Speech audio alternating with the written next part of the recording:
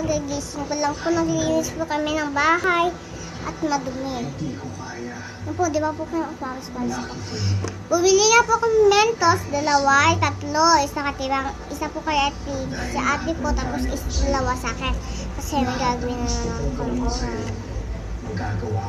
Tumbler na may tubig. Ayan guys, talaga ko po sa tubig. Alam mo, ibibigay sa akin ni Dodong aso na diamante. Kapalit. Lang po may gagawin. At kapag nangyari yun, mapapatay ko na siya.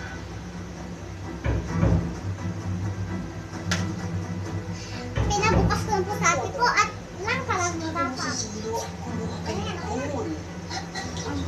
Wow!